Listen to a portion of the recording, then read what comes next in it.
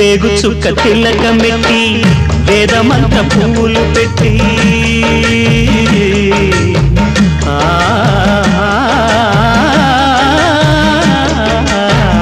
వేగు చుక్క తిలకమెట్టి వేదమంత పువ్వులు పెట్టి పాదసేవ చేసుకునే వేడ దాటిపోయనని ప్రశ్న వేయకుంటే మంచిదే ఇద్దరికి